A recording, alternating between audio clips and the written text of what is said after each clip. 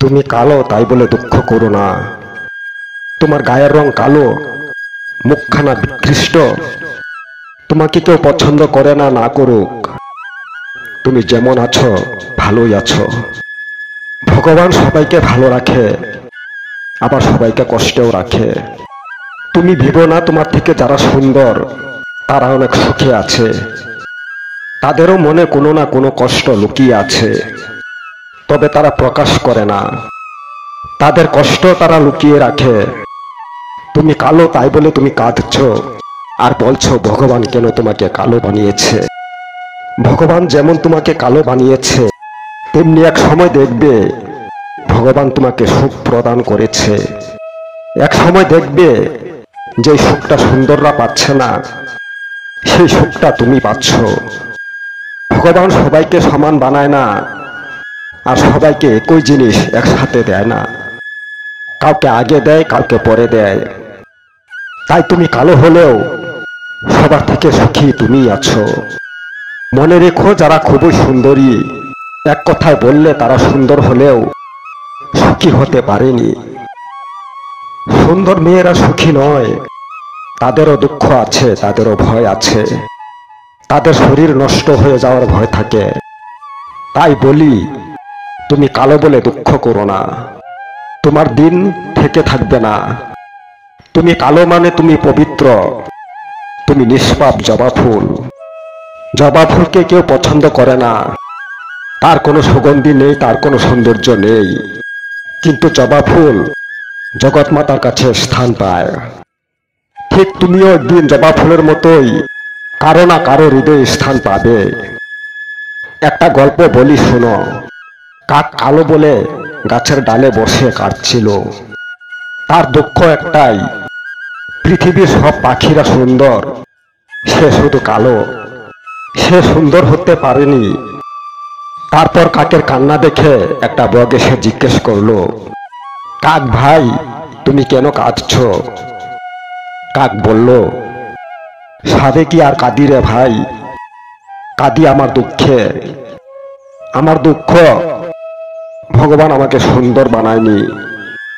সবাই সুন্দর, তুমিও কত সুন্দর, সাদা ফকফকে। তোমার শরীরে কোনো কালো দাগ নেই। তোমার মতো যদি সুন্দর আমি হতে পারতাম, তাহলে আজ আমার কোনো দুঃখই থাকতো না। বক বলল, কে বলেছে আমি সুন্দর? আমার যে কত দুঃখ সেটা তুমি জানো না। আমি বক, কখন যে কোন শিকারীর হাতে পড়ে যাব কোনো ঠিক নেই। তখন কি আর আমি প্রাণে বেঁচে থাকতে পারবো? আর বলছো আমি সুন্দর। আমার এই সাদা রং তো কোনো সুন্দরই নয়। আমার থেকে বেশি সুন্দর তো ওই তোতা পাখিটা। ভগবান তো শুধু আমাকে সাদা করে বানিয়েছে। সাদা রং তো শরীরের কোনো সৌন্দর্যই নয়। আর তোতা পাখিকে কত সুন্দর দেখা যায়, তাকে কি সুন্দর রং দিয়েছে। তারপর কাক গেল তোতা পাখির কাছে।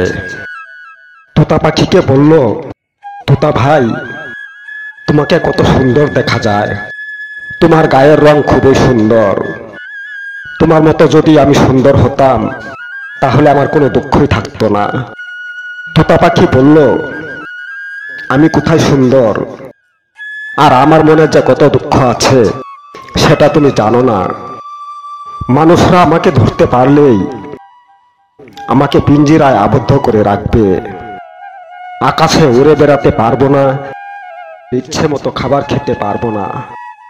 আমার ভয় শুধু মানুষদের জন্য। আর আমার শরীরের রঙের কথা বলছো, আমি রঙিন? আমার থেকে রঙিন তো ওই ময়ূর পাখিটা। আমার শরীরে তো শুধু একটাই রং, আর ময়ূর পাখির শরীরে 3-4টে রং। তাই আমার থেকে সুন্দর ময়ূর পাখি। তারপর কাক গেল চিড়িয়াখানায় আবদ্ধ হয়ে থাকা এক ময়ূর পাখির কাছে। ময়ূর পাখিকে বলল, ময়ূর ভাই, তুমি পৃথিবীর সেরা সুন্দর। তোমার মতো সুন্দর যদি আমি হতে পারতাম, তাহলে মনে আমার কোনো দুঃখই থাকতো না। তোমাকে পৃথিবীর সবাই পছন্দ করে, আর আমি কালো বলে আমাকে কেউ পছন্দ করে না। তখন ময়ূর কেঁদে কেঁদে বলল, ভাই রে, এই আশা তুমি করো না। তুমি কালো আছো, ভালোই আছো। তুমি মুক্ত আছো আর আমি সুন্দর। আমার সৌন্দর্যই আমার জীবনের কাল হয়েছে। আজ আমি সুন্দর বলেই সবার খারাপ নজরে পড়ে গেছি। কিছু মানুষ আমাকে আবদ্ধ করে রেখেছে আমার সৌন্দর্যের জন্য। না পারি মুক্ত জায়গায় ঘোরাফেরা করতে, না পারি জীবনের স্বাদ আহ্লাদ পূরণ করতে। আমার দুঃখের অন্ত নেই। আর তখন কাক বুঝতে পেরেছে, সত্যি তো, সুন্দর হয়ে কি হবে?